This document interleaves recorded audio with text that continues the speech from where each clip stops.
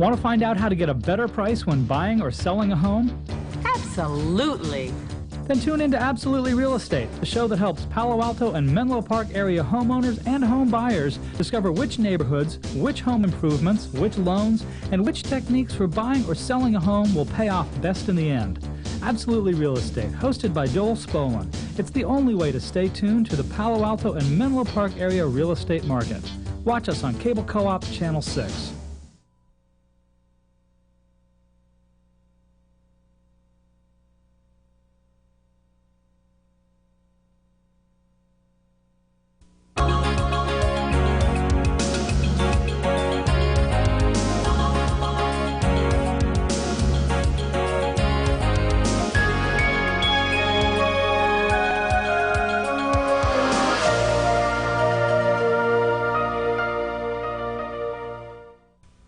Welcome to Absolutely Real Estate. I'm Joel Spolin, your host and president of Absolute Mortgage Banking. Absolutely Real Estate is your locally produced television show about the residential real estate markets in Palo Alto, Menlo Park, Atherton, and East Palo Alto. Absolutely Real Estate is brought to you by two local real estate service firms, Absolute Mortgage Banking, my firm, and Santa Clara Land Title, both providing the highest level of financial, title, and escrow services for our clients in the Mid-Peninsula region. Today's show features a number of exciting guests. Owen Bird from the Palo Alto Planning Commission and also land use attorney will be discussing the Planning Commission and also his work as a land use attorney. Andy Coe from Stanford University will be discussing their plans for the Sand Hill extension. Kathy Thibodeau from the Tri-County Apartment Association will be discussing the current state of rental housing. Thanks for watching Absolutely Real Estate, and we'll be back in a moment with our first guest. Be a dinner winner with the Absolutely Real Estate Dinner Winner Contest. It's easy to play, and you could win dinner for four in a private dining room at Madalena's, one of the peninsula's most elegant restaurants, featuring meticulous service, exquisitely prepared continental cuisine, an extensive wine cellar, and a truly irresistible selection of mouth-watering desserts. To experience the absolute delight of Madalena's, just keep watching today's showing of Absolutely Real Estate. In a moment, we'll show you the latest dinner winner question. The answer to our question will be mentioned during today's show. Once you have the answer, simply call 415-858-2110. Say, I can't wait to dine at Madalena's. Tell us the correct answer and be sure to include your name and phone number. Our dinner winner will be drawn once every 2 weeks from those responding with the correct answer. This week's dinner winner question is, what are some of the causes of the current rental housing shortage?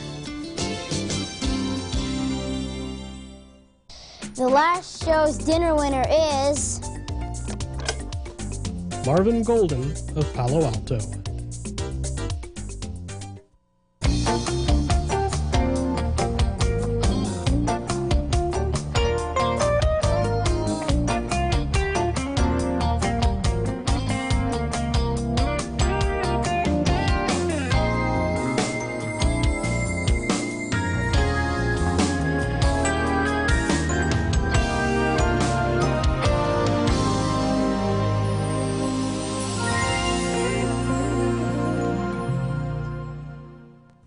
We are pleased to welcome Owen Bird, Palo Alto Planning Commissioner and Land Use Attorney, as our next guest.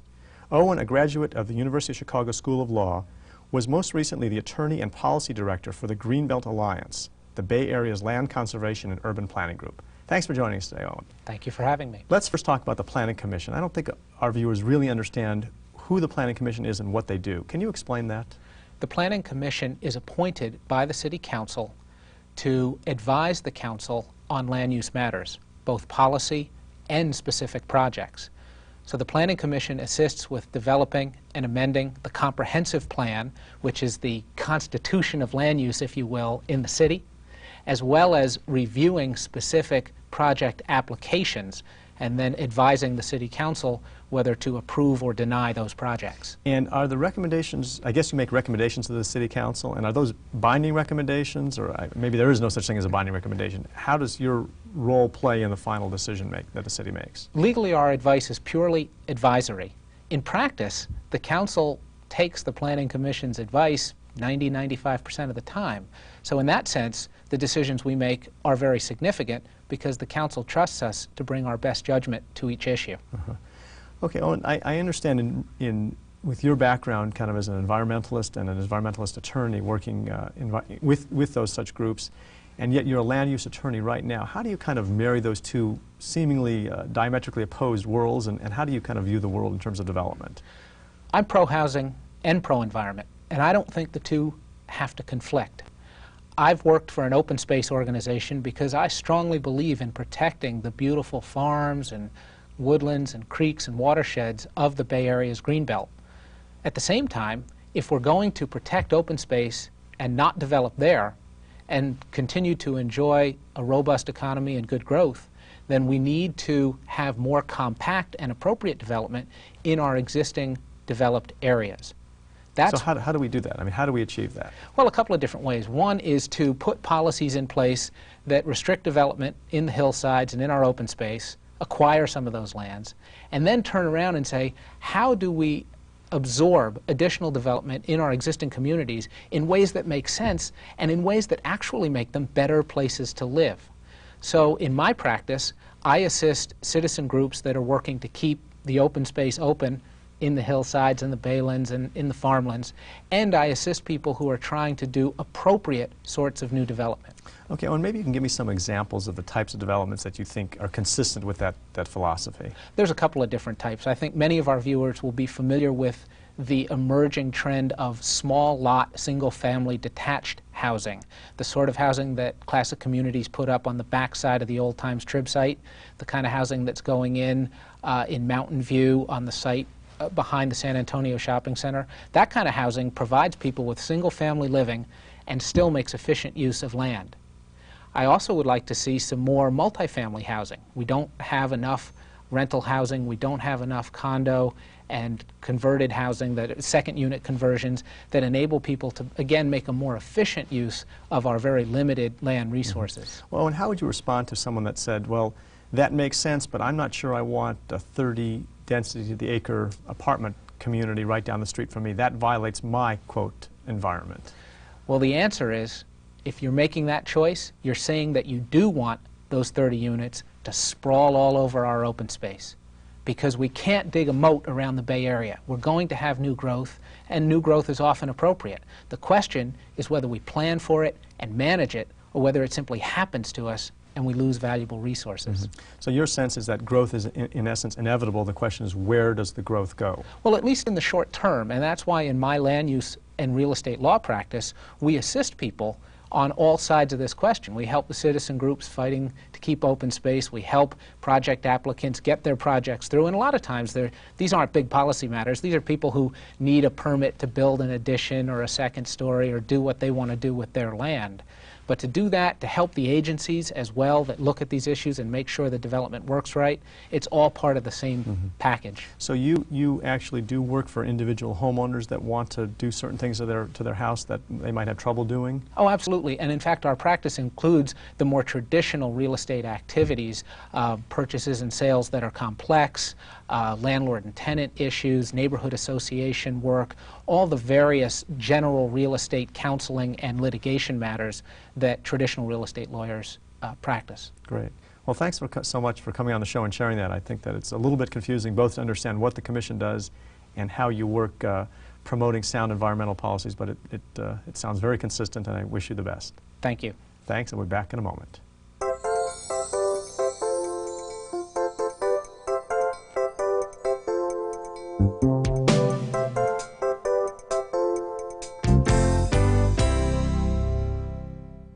Hi, I'm Kayvon Katami, Santa Clara Land Title Company's marketing representative in the Mid-Peninsula.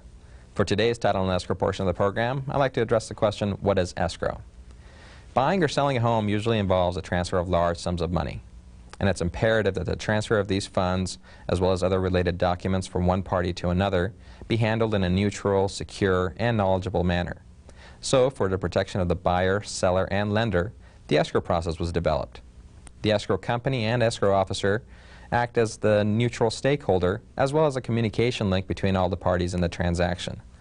The escrow officer also prepares the escrow instructions, requests a preliminary title search in order to determine the present condition of the title to the property, complies with the lender's requirements as specified in the escrow agreement, receives purchase funds from the buyer, requests the issuance of a title insurance policy, prepares the deed and other documents related to the escrow, records the deed and other documents with the county recorder's office, and when all the terms and conditions of the contract between the buyer and seller have been met, closes escrow and disperses funds according to the escrow instructions.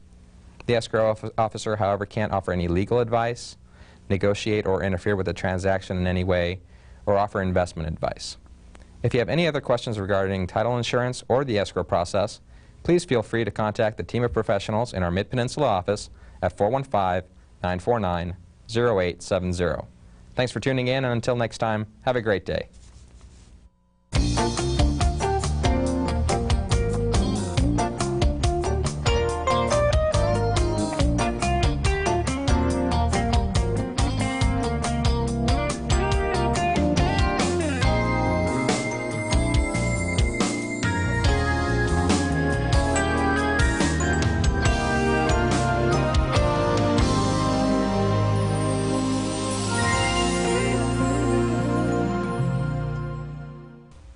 We are pleased to welcome Andy Coe, Director of Community Relations at Stanford University, here today to discuss the Sandhill Extension. Thanks for joining us, Andy. You're welcome, Joel. Can you first of all give our viewers an idea of the scope and the plan for the proposed Sandhill Extension changes that we're hearing and reading about? Sure, I'll be glad to. There are really 4 projects in one. First and foremost are the roadway improvements that we propose, which include the extension of Sandhill Road to El Camino Real, and we're going to widen Sandhill Road from Santa Cruz down to El Camino Real to 4 lanes. So the whole way will be 4 lanes? The whole way will be 4 lanes. We're also proposing improvement of Quarry Road from Arboretum Road down to El Camino to a 4-lane road with a T 3-way intersection at El Camino. So those 2 will be significant roadway improvements, which we feel will improve the circulation in the area. We're also proposing a senior housing community on the site of the former Children's Hospital across from the shopping center. This will offer continuing care of services for seniors, including independent living units, assisted living units, as well as skilled nursing facilities. It'll enable our senior citizens in the area to stay in the area for as long as they would like. We're also proposing on 630 units of multifamily rental apartment housing on the site known as Stanford West, between the Oak Creek Apartments and the Children's Health Council. The chief feature of these apartments will be that they will be for Stanford faculty and staff. It'll definitely improve their quality of life, getting them close to where they work, and it'll keep them off of our streets during AM and PM commute times, which we think will be a real benefit for Menlo Park and Palo Alto residents in particular. And then the final project that we're proposing is a modest 12% expansion of the Stanford Shopping Center. This is about 2/3 the size of the original Macy's building, to give you some perspective on it. And it's primarily an investment in the shopping center's future to make sure that the shopping center is able to maintain its competitive advantage as a valued community resource and source of important revenues for the city of Palo Alto. Where will the expansion of the shopping center, what direction? Where will the expansion occur? Physically, it'll take about half of it will take place next to the new Macy's for Men's store, and then the rest of it will be spotted throughout the shopping center. Okay, Andy, it seems like it's a rather ambitious project that you're undertaking right now. Maybe you can give us a perspective as to why now, and why is the magnitude of the project as large as it might seem. Well, as you and your viewers know, Joel, these projects have been around in various forms in the past. The Stanford Sandhill Road extension has been talked about and actually been debated over the last 25, 30 years. Stanford put a proposal together in 1984 for Stanford West Apartments. The shopping center through times has gone through evolution and change.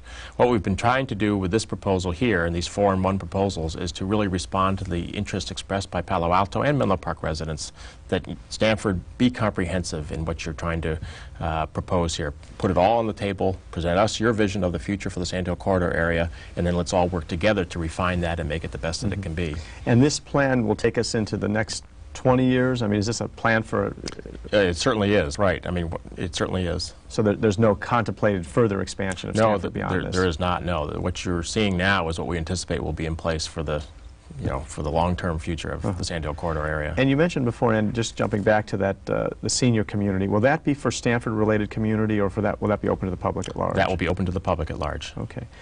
Now, Andy, Stanford has received some criticism about some elements of the plan from various community groups in Palo Alto, Menlo Park. I'm wondering if you can kind of summarize what you see as the opposition to the plan and maybe respond to some of the issues that are being raised.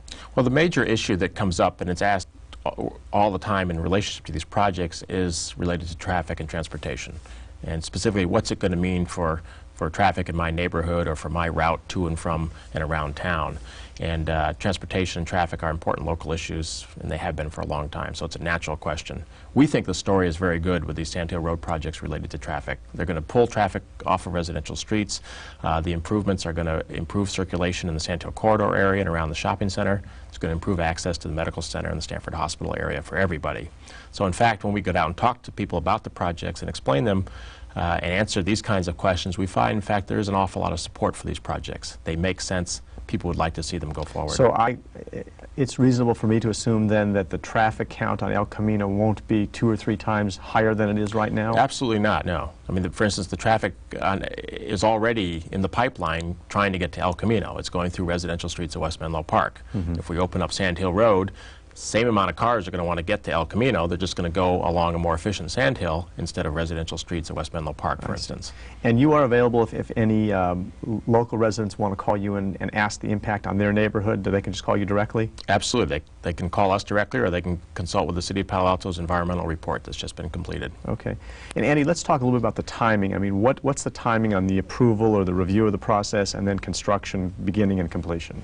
We are entering our final stage of what we hope are our final stage of public approvals. The Palo Alto City Council will be deciding this issue in late January and early February of 1997.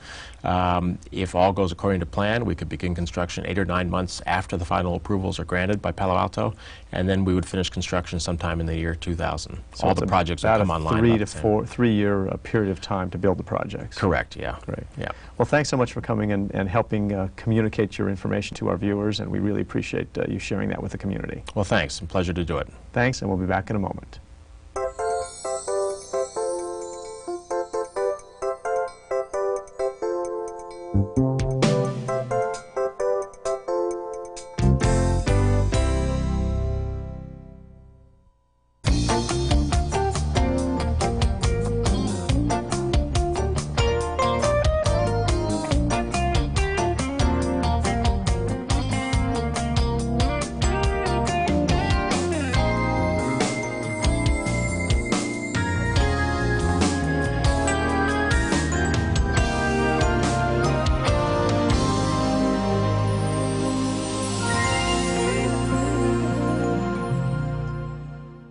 When it comes to staying informed about local real estate, the Palo Alto Weekly is the only place to turn. The Weekly's Friday Home and Real Estate section features a complete listing of weekend open homes and pages advertising area homes for sale.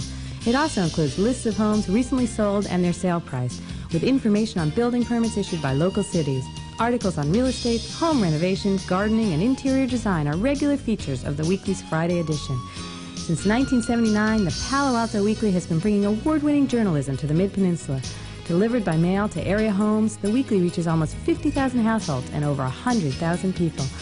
The Wednesday edition offers the best and most comprehensive news and sports coverage of the community. The Friday weekend edition features complete arts and entertainment coverage. The Weekly is your regular source to keep up on what's going on. The Palo Alto Weekly, your independent and locally owned community newspaper. I am pleased to introduce you to 2 new exciting real estate internet services. The first is my own homepage, Absolute Mortgage Banking. Its internet address is http://www.absolutemortgage.com. On this website, I will feature home financing information.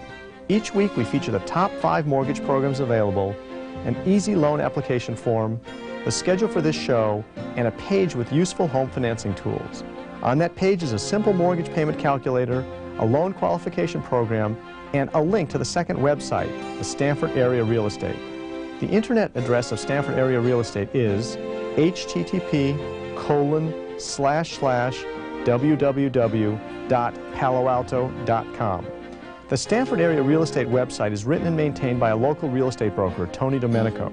Its purpose is to provide a real estate resource for the 4 cities surrounding Stanford: Menlo Park, Palo Alto, Mountain View, and Los Altos, and the surrounding communities. The site has a featured properties page with samples of homes available, a page describing the sales of homes in the area over the last 7 years, a page giving links to other local websites for a fairly comprehensive view of our area, and a real estate inquiry page. Our internet pages are the latest example of how this show provides information to our viewing audience to make you the smartest possible consumer. Again, the address of Absolute Mortgage Banking's homepage is http://www.absolutemortgage.com, and the address of the Stanford Area Real Estate Guide is http://www.paloalto.com. Please enjoy and let us know your comments. Be a dinner winner with the Absolutely Real Estate Dinner Winner Contest. It's easy to play, and you could win dinner for 4 in a private dining room at Madalena's, one of the peninsula's most elegant restaurants, featuring meticulous service, exquisitely prepared continental cuisine, an extensive wine cellar, and a truly irresistible selection of mouth-watering desserts. To experience the absolute delight of Madalena's, just keep watching today's showing of Absolutely Real Estate. In a moment, we'll show you the latest dinner winner question. The answer to our question will be mentioned during today's show. Once you have the answer, simply call 415-858-2110. Say, "I can't wait to dine at Madalena's." Tell us the correct answer and be sure to include your name and phone number. Our dinner winner will be drawn once every 2 weeks from those responding with the correct answer.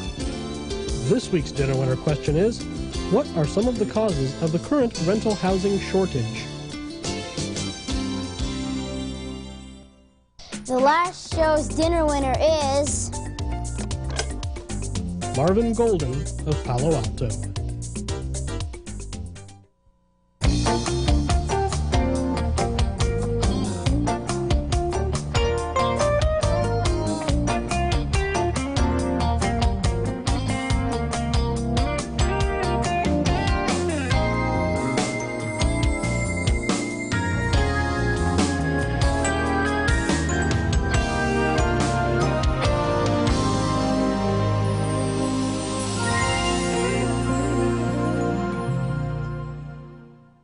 We are pleased to welcome Kathy Thibodeau, Government Relations Director for the Tri-County Apartment Association.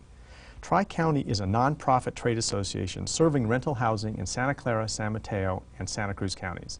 Thanks for joining us today, Kathy. Thank you, Joel. Kathy, we want to talk a little bit about the rental housing market. It seems from everything I read, it's really hard to find rental property, and the rents are just kind of going through the roof. I mean, what's your perspective? Is that happening, and why is that all happening?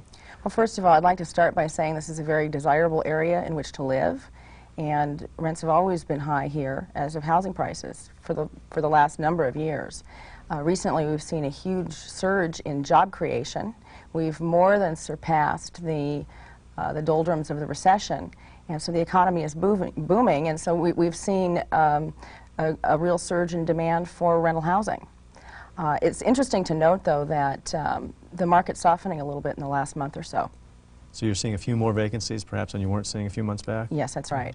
And why are the rents kind of going as high as they are? I mean, just is it excess demand for a limited supply of units? Yes, it is. There's certainly been a lack of housing construction over the last 5 years. But also, I think the dramatic number of jobs created in the last 6 to 12 months has created an immediate need on the part of the market segment where you see the greatest need in the higher end. And what we're seeing now is that the market's settling a little bit. People are finding where they're going to be. Maybe they're doubling up, they're purchasing homes. But with so many new people coming into the area, it created a real surge that was somewhat temporary in nature. Kathy, what advice would you give to someone who's trying to find a rental unit and says, I just can't do it, it's just too hard? Well, I think that people need to recognize that, just like anything in life, finding a rental unit takes some persistence. It takes selling yourself and getting out there and deciding where you want to be and finding the folks that have the vacancies. There's a large turnover all the time, churning through in rental housing, no matter what the market is doing. Albeit the turnover rate is a little lower now than it was, say, a year or two ago. But nevertheless, units are turning over constantly, and someone who's vigilant will find the ideal housing situation for themselves. And how about in terms of long-term solutions? I mean, what is there anything that we can do as a community, as a society, to help address the limited vacancy and the high rent structure? Well, the most important thing that we can do is advocate for more housing construction and make it easier for housing developers to bring housing to the market as quickly as possible, so that they will find developing in this area attractive relative to other places around the country that they might choose to develop. And how would an individual homeowner do that? How could I as a citizen advocate for that? Well, one thing you could do is get involved with the Housing Action Coalition of Santa Clara County, which is an organization that was established by the Santa Clara Valley Manufacturing Group to advocate for more housing construction, and the organization consists of a wide variety of people with a wide variety of interests, and it would be a perfect home for someone to advocate for housing. Mm-hmm. Kathy, how about rent control? I've heard a little bit of talk about that in the last few months, given the rental increases that have occurred. Is that a solution in your mind to the problem? Well, certainly from the perspective of the property owners, it's not a solution, but I think that anyone who looks deeply into that issue and has seen how rent control has affected the communities where it's been enacted would conclude ultimately that it's definitely not the right solution. Mm-hmm. And Kathy, can you tell me a little bit more about what Tri-County does? I understand you're also involved in something called the Housing Industry Foundation. Maybe you can tell us a little bit about some of the different things that your organization does. Well, the Tri-County Apartment Association, as you said in your introduction, is a nonprofit trade association serving the rental housing industry.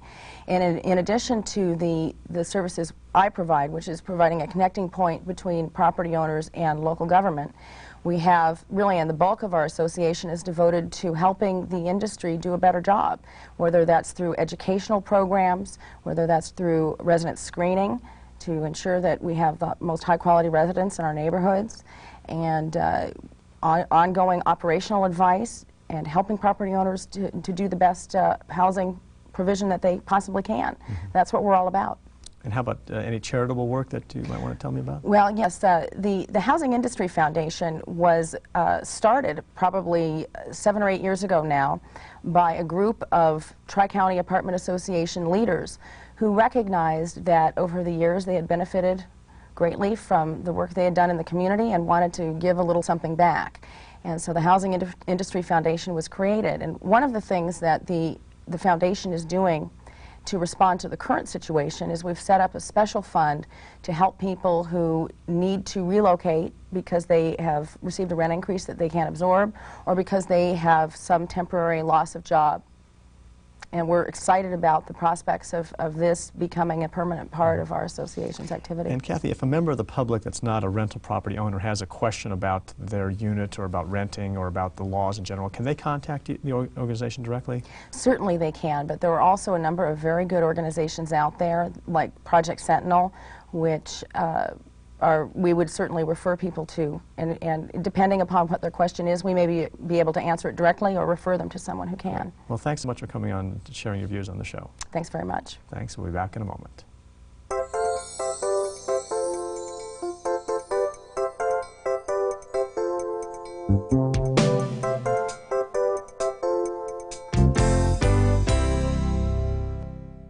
Thanks for watching Absolutely Real Estate. I'm Joel Spolin, your host. See you next time.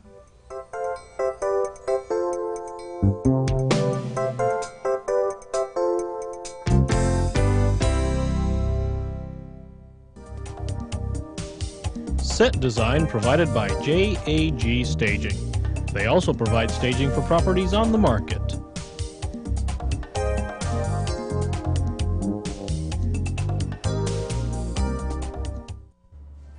Mr. Spolin's wardrobe, professionally prepared by Charleston Cleaners. Charleston Cleaners serves your neighborhood from the corner of Charleston Road and Middlefield.